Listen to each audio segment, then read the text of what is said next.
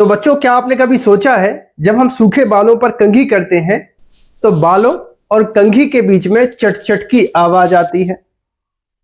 इसी तरह यदि एक बच्चे को प्लास्टिक की चेयर पर बिठाकर पीछे से ऊनी कपड़े से फ्रिक्शन करें और जब दूसरा बच्चा उस पहले बच्चे को छूता है तो उसको झटके का अनुभव होता है।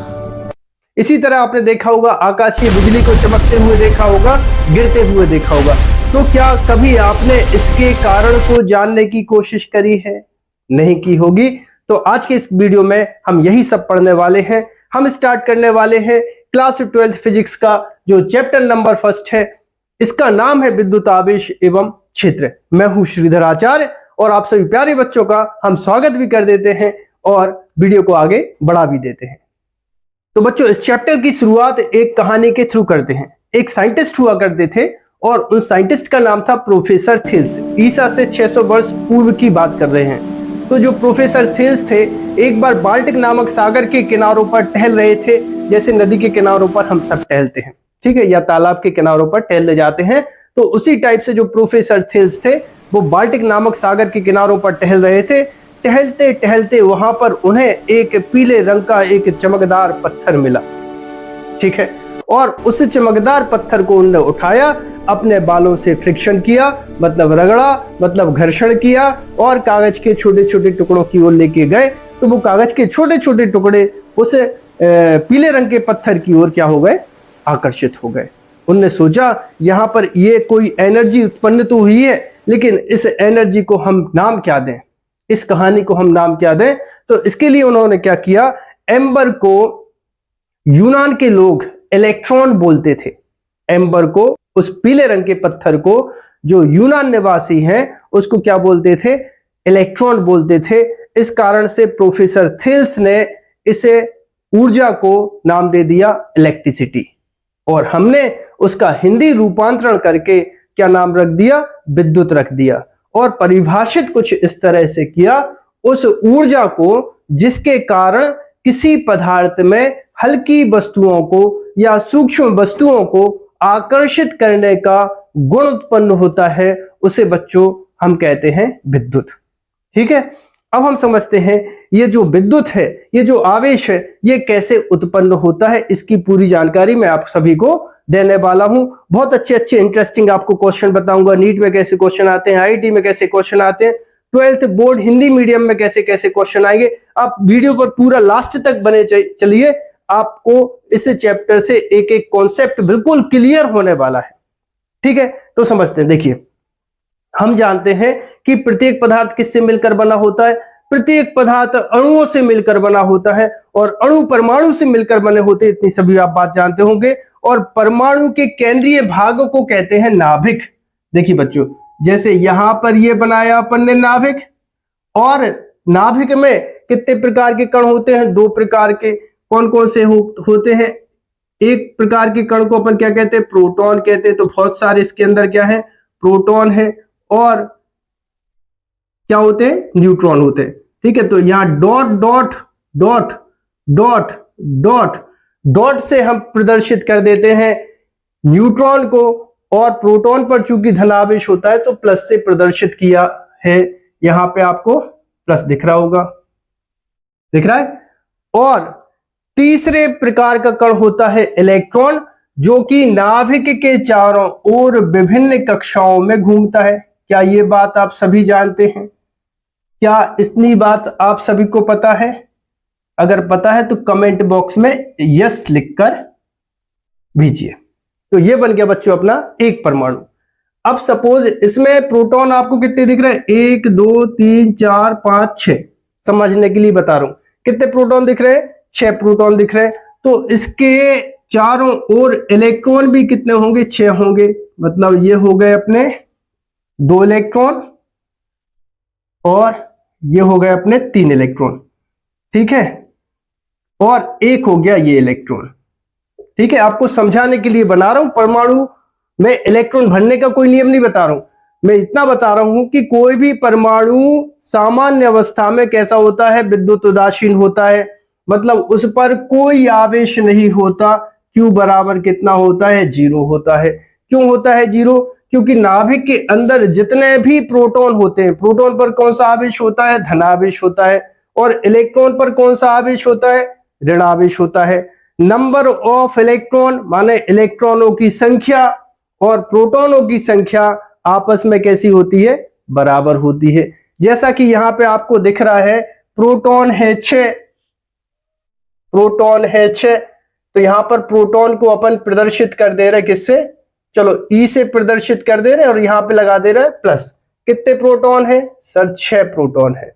इलेक्ट्रॉन देखो कितने हैं? 6 इलेक्ट्रॉन है, 6 इलेक्ट्रॉन है और 6 प्रोटॉन है। जब इनको अपन जोड़ेंगे, मतलब जितना इस पे पॉजिटिव चार्ज है, धनात्मक आवेश है, उतना ही इस पे ऋणात्मक आवेश है, तो वो एक दूसरे के प्रभाव को समाप्त कर देंगे और यहां पर जीरो आवेश आपको दिखाई देगा, कोई आवेश नहीं होगा सामान्य अवस्था में परमाणु पर।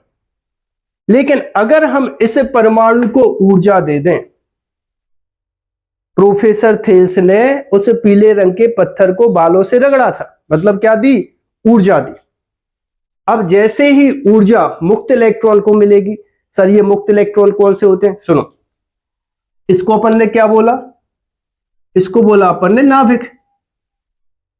अब नाभिक में कौन से आवेश हैं? धनावेश है, क्योंकि उसके अंदर क्या बैठे हैं? उसके अंदर बैठे हैं प्रोटॉन। और इलेक्ट्रॉन क्या कर रहे हैं? विभिन्न कक्षाओं में चक्कर लगा रहे हैं।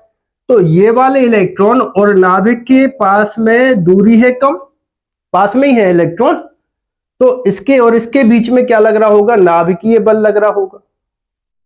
यहां पर भी नाभिकीय बल लग रहा होगा। लेकिन जैसे जैसे नाभिक से इन कक्षाओं की दूरी बढ़ती जाती है, वैसे वैसे नाभिकीय बल का मान क्या होता जाएगा? कम होता जाएगा। बोलो सही है क्या? भाई देखो, जैसे अपन घर में बैठे हैं, अपने मम्मी पापा के सामने बैठे हैं, तो अपन बड़े आराम से बैठते हैं, डिसिप्लिन में बैठते हैं, देखते हैं मम्मी पापा डांटे नहीं अपन को, बिल्कुल तरीके से बैठते हैं। लेकिन जब अपन घर से निकल जाते हैं, जैसे जैसे अपनी घर से दूरी बढ़ती जाती है, मम्मी पापा का जो असर होता है वो क्या होता जाता है? कम होता जाता है।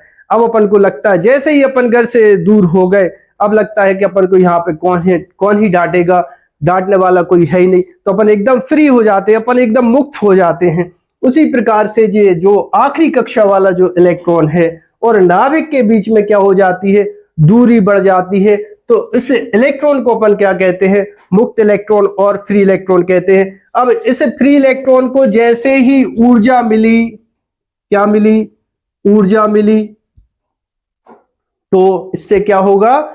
इससे होगा ये कि ये इस परमाणु को छोड़कर दूसरे परमाणु पर चला जाएगा। जैसे ये पेन है, इसको मैंने ऊर्जा दी, तो हो सकता है जिसके भी पास फ्री इलेक्ट्रॉन होंगे वो दूसरे पदार्थ में चले जाएंगे। तो इससे जैसे एक इलेक्ट्रॉन निकल के इस पे चला गया सॉरी, तो ये इलेक्ट्रॉन क्या हो गया? ये इस परमाणु को छोड़कर दूसरे परमाणु पर चला गया। तो अब यहां पर देखो क्या निकल गया? एक इलेक्ट्रॉन माइनस हो गया कि नहीं? तो अब इस पर प्रोटॉन कितने बचे? तो इस पर प्रोटॉन तो 6 ही है, लेकिन जो इलेक्ट्रॉन है वो कितने हो गए? अब वो 5 हो गए, क्योंकि इससे एक इलेक्ट्रॉन निकलकर दूसरे पदार्थ पर चला गया है। इस तरह पे तुम इस पे देखोगे तो एक प्रोटॉन बढ़ गया है, मतलब इस पर क्या कौन सा चार्ज आ गया? इस पर पॉजिटिव चार्ज आ गया, धनात्मक आवेश आ गया है, क्योंकि इस पर क्या हो गई है? एक इलेक्ट्रॉन की कमी हो गई है। अब बात समझो, जब भी किसी पदार्थ से इलेक्ट्रॉन निकलते हैं, ठीक है, जब भी कोई पदार्थ इलेक्ट्रॉन निकालेगा तो उस पर हमेशा धनात्मक आवेश आएगा। अब मान लो ये वाला जो इलेक्ट्रॉन था ये किसी दूसरे पदार्थ पर गया होगा। मान लो ये जो इलेक्ट्रॉन है जब ये किसी दूसरे पदार्थ पर जाएगा, मान लो उसके पास 7 इलेक्ट्रॉन और 7 प्रोटॉन होंगे, और यहां से एक और इलेक्ट्रॉन आ गया, तो अब इस पर कौन सा आवेश आ गया? इस पर हो गए 8 इलेक्ट्रॉन और प्रोटॉन हो गए 7, मतलब एक इलेक्ट्रॉन क्या हो गया? बढ़ गया है। मतलब जब कभी किसी पदार्थ पर इलेक्ट्रॉन आते हैं, इलेक्ट्रॉन की अधिकता होती है, तो उसको ऋणात्मक आवेश उस पर बोलते हैं, और अगर इलेक्ट्रॉन की कमी होती है तो उसको क्या बोलते हैं? धनात्मक आवेश बोलते हैं। तो बच्चों आपने देखा आवेश किस तरह से उत्पन्न होता है। जब कोई पदार्थ आवेशित हो जाता है तो वह विद्युत और चुंबकीय गुणों का प्रदर्शन करने लगता है। अब देखो आवेश को हम दर्शाते हैं Q से, ठीक है, पहला पॉइंट, आवेश को Q से प्रदर्शित किया जाता है। आवेश का दूसरा गुण होता है बच्चों, आवेश का मात्रक क्या होता है, तो आवेश का एसआई पद्धति में मात्रक होता है कूलाम, ठीक है, मात्रक होता है कूलाम और इसको दर्शाते हैं C से। क्लियर है। तीसरी बात, जब दो धनावेशों को एक दूसरे के पास में लेके आए, देखो यहां पर दो धनावेश दिख रहे होंगे, तो ये दोनों धनावेश एक दूसरे को क्या करते हैं, प्रतिकर्षित करते हैं। मतलब समान प्रकृति के आवेश एक दूसरे को प्रतिकर्षित करते हैं, जबकि विजातीय माने विपरीत प्रकृति के आवेश एक दूसरे को क्या करेंगे, आकर्षित करेंगे। ठीक है। अगला आवेश का जो सूत्र बनेगा, देखो I बराबर क्या होता है, विद्युत धारा I बराबर होता है Q/T। ठीक है, ये सूत्र आपने क्लास 11th में पढ़ा होगा, 12th में भी आगे सेकंड चैप्टर में। I बराबर कितना, Q/T। तो Q के बराबर जब करोगे तो कितना हो जाएगा, I इंटू हो जाएगा T। मतलब आवेश बराबर होता है विद्युत धारा गुणा होता है समय। ठीक, यह हुआ आवेश का सूत्र। अगली प्रॉपर्टी या अगला गुण होता है इसका विमीय सूत्र। तो देखो बच्चों, आवेश का विमीय सूत्र निकालना है अपन को, तो विद्युत धारा का जो विमीय सूत्र है वो क्या होता है, A होता है, और टाइम का होता है T, मतलब टाइम का होता है T। तो इसका जो विमीय सूत्र हुआ वो हुआ Q बराबर A इंटू T, और इसका सूत्र हुआ यहां से Q बराबर विद्युत धारा गुणा समय। अगली प्रॉपर्टी देखिए, जब भी किसी पदार्थ को धनावेशित करते हैं, तो धनावेशित करने का मतलब क्या होता है, किसी पदार्थ से इलेक्ट्रॉन निकाल लेना। बात समझ रहे हो।